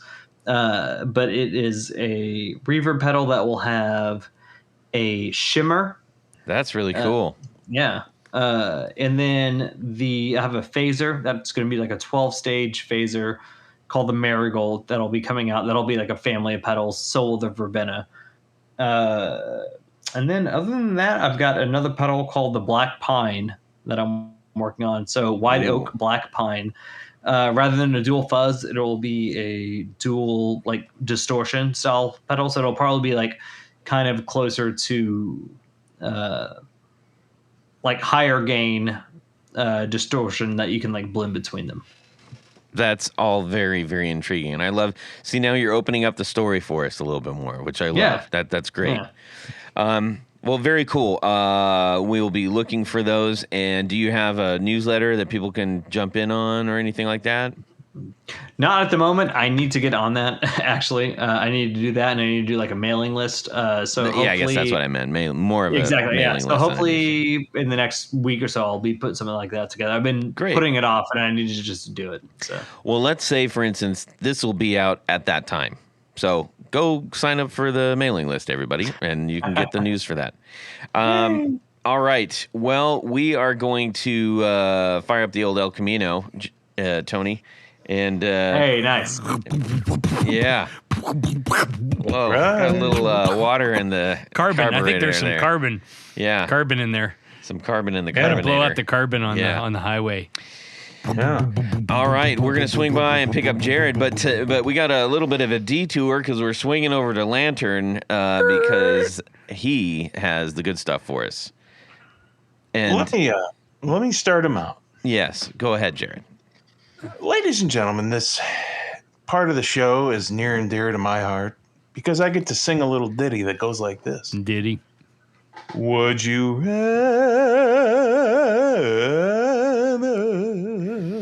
Perfect. Little pitchy dog. Yeah. All Now, right. what are you gonna Thank you, Jim Neighbors. All right. Let's see. Andon, you've got our Would You Rather today. Go ahead and hit us with it. I think if this has been done before, we can do a clap out on this thing. Okay. So picture your dream guitar, whatever it happens to be, whoever's playing it, whatever you've seen, that's the guitar you've wanted forever. And then picture your guitar, instrument, bass, if you're playing bass, what have you, that you just hate, just looks terrible. There's no headstock dignity to it. Like it just doesn't look good. Picture those two guitars. Okay. You can have your dream guitar, but it plays terribly. Like it'll stay in tune for a song or so and then just falls out of tune. The intonation's off, action's not good. You know, it's scratchy pots, all of that. So you get a choice of that, and you can only play that, or a guitar style like body that you just hate. Maybe you're not a fan of BC Rich. Maybe you're not a fan of Telecasters, whatever. Whatever happens to be, whatever the instrument that you don't like playing, you have that choice, but it just is perfectly in tune, never break a string, plays beautifully every time. So dream guitar, but it plays terribly, or your most hated guitar or instrument. for the biggest gig of your life. Even for the biggest gig of your life. But it plays like a dream. All right. I think that's doable. Consensus, judges? All in favor, say aye. Aye. Okay. Tanya Bolonsky's going to lead us off with this one. So give it to us. Let me think. Well, I would say having a guitar that plays really well, in tune, doesn't go out of tune, is intonated properly, doesn't hurt your fingers when you play it, is probably more important than having a dream instrument. So I think that's what I'm going to go with. And my least favorite guitar of all time is a Gretsch TK300. Pull it up. Look this up. Pull it up. TK300. That sounds awful. Yeah, that's ugly. Oh, it's ugly. Look at the headstock. I don't understand people liking those. I'm trying headsets. to here. Give me. Let me look. It this up. literally looks like just a messed up hockey stick. It's you could probably That play. is a disgusting guitar.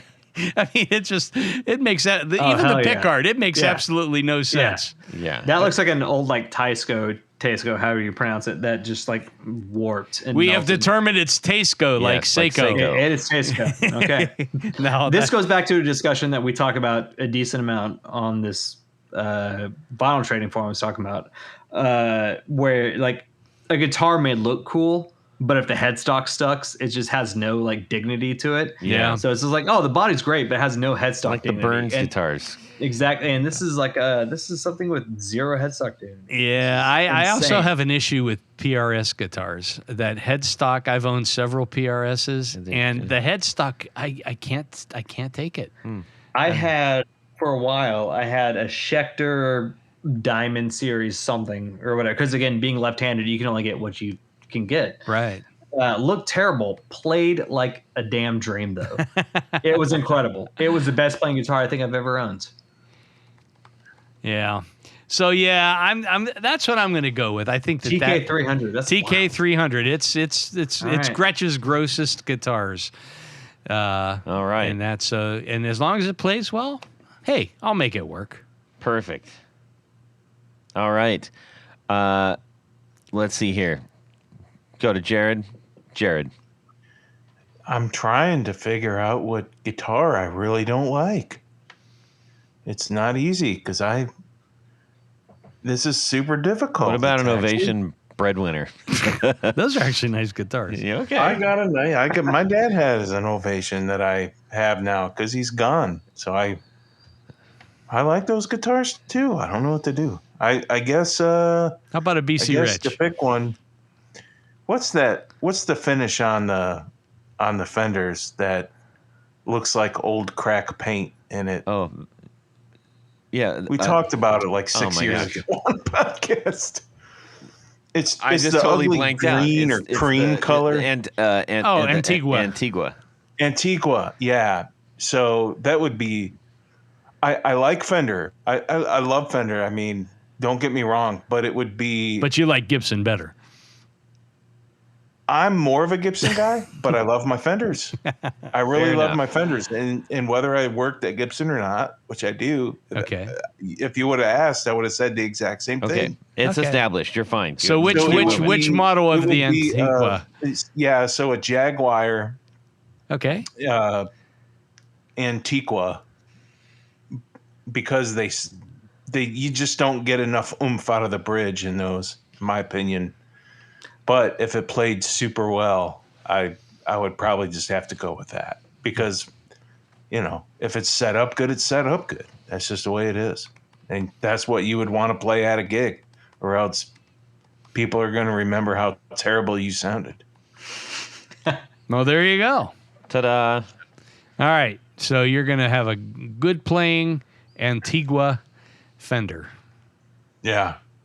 I dig it. Okay. I don't know if they made Jaguars maybe did not come in Antigua, but Jazz Masters probably did. Okay. Well, some sort of Fender that just doesn't have enough oomph in the bridge with Antigua on it. Okay. How about I know it would be great. A short scale Mustang for Jared in Antigua. That's even better. What would I do without you, Balloon? That's what we're going with. Okay.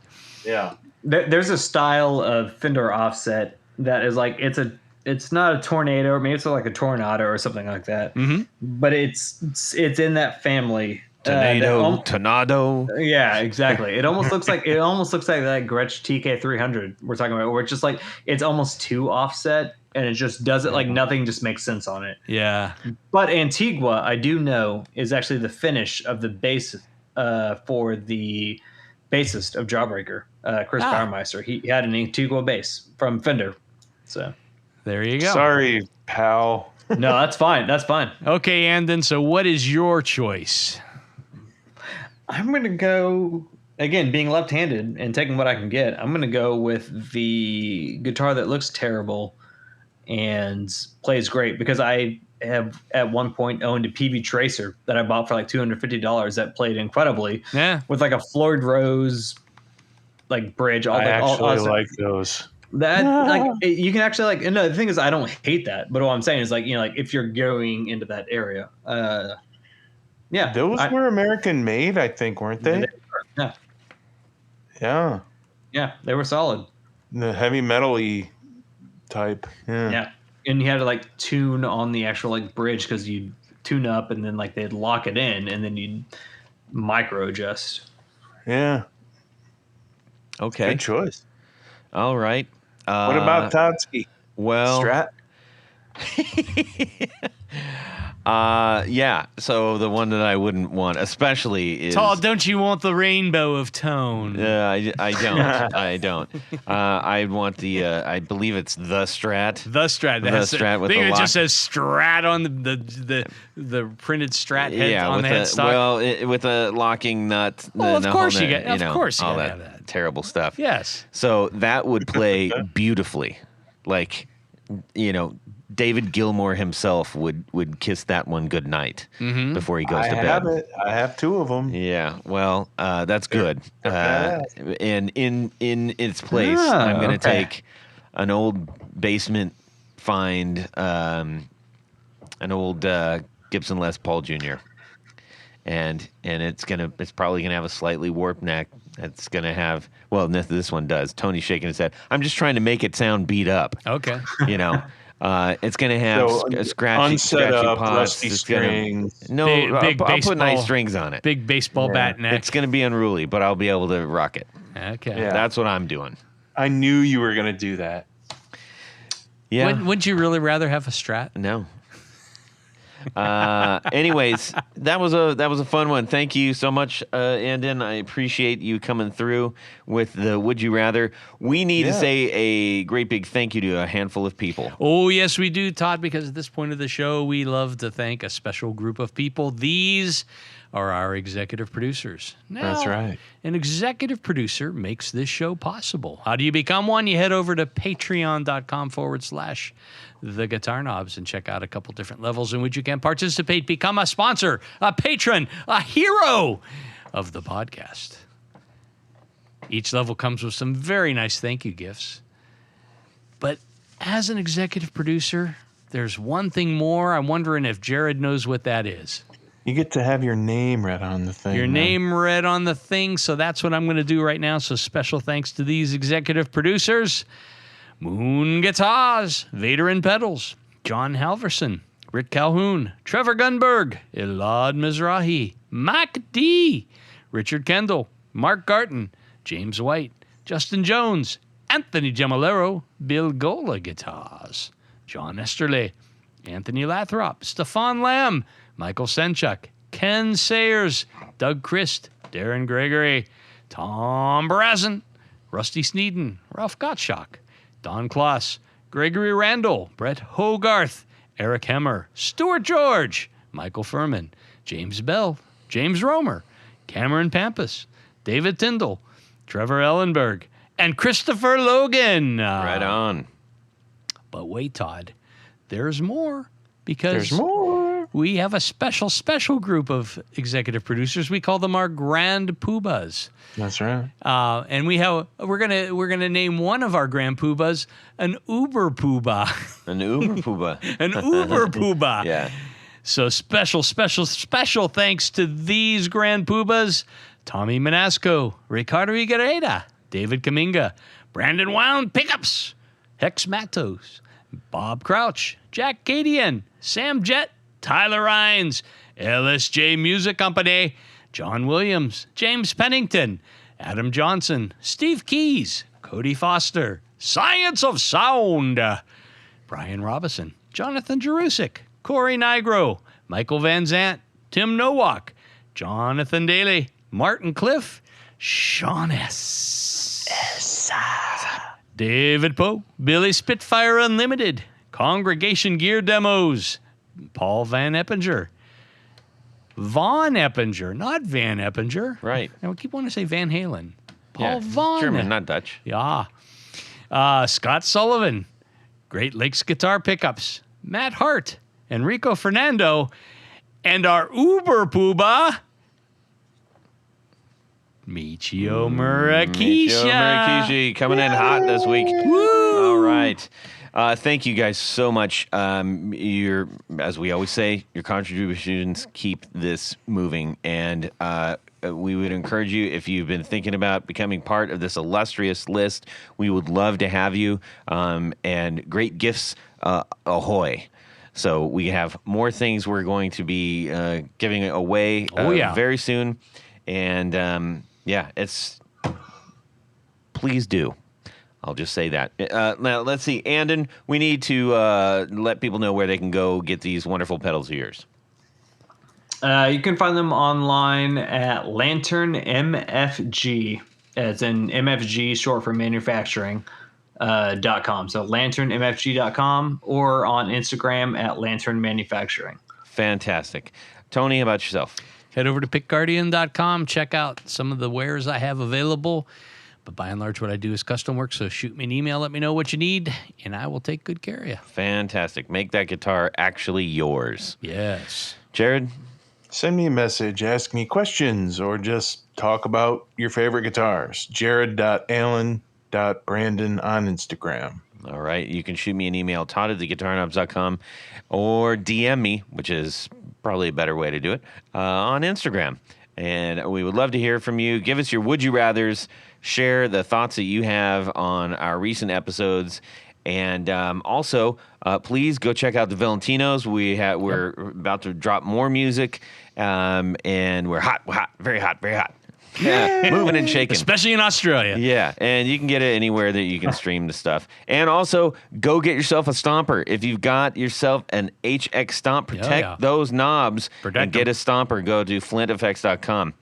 All right, Andon, we need to say a ginormous thank you for joining us on our show tonight. Thank you very much.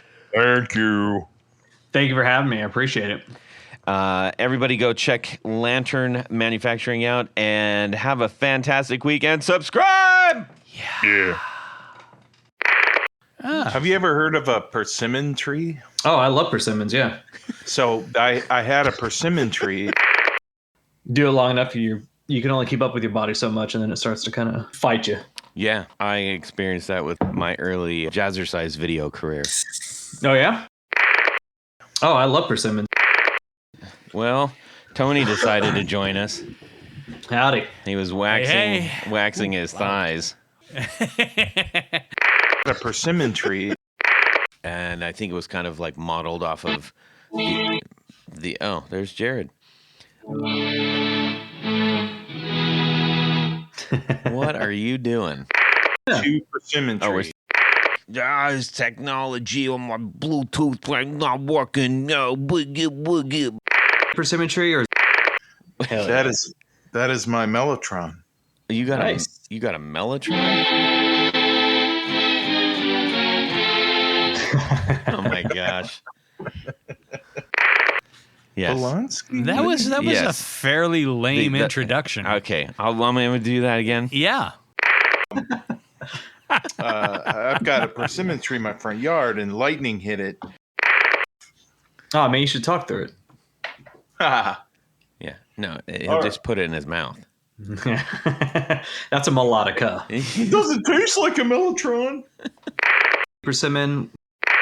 Decided, you know what? I needed to make pedals. Hang on. Until after, Yeah, it's not the one with the trees. pointy bottom. Another persimmon tree. Gonna try to make some jam because they are golf balls. That's all they are. Persimmon tree. We'd get. Was this these. before your jazzercise career? Yes. No. Oh. Paul's persimmon tree. Hey, how about a nice Hawaiian punch? Banana Quick was the good stuff. Those persimmons? No, Texas has a T in it. Okay. Yeah, and so does Tennessee. These giant persimmons. And I was like, oh my God, they know where I am. They're going to come get me. Oh my God. Persimmons. These yahoos like to run away with a spoon. Hey, who are you calling a Yahoo? You. Ooh. The persimmons. Do y'all use a separate clipper set for your toenails and your fingernails, or do you just do one for both? I figure Tony uses tin snips. Persimmon tree. I'll Like Jughead. It was Yeah, not. like Jughead wore. No. Yes. Oh, hell yeah. 2 persimmon trees. Oh, we're still talking about trees? It was very, very nice to figure that out. Number 5, the Lodge. Yes. What, And away we go. Well, that's it for these knobs. Please visit our Patreon page at patreon.com/theguitarknobs. Visit our website at theguitarknobs.com for all of our past episodes, 4 on the Floor blog, and other good stuff. You can connect with us on social too at our Facebook page and share your gear and stories on our Facebook group. Also, be sure to check out our Instagram at Guitar Knobs. Catch you next time.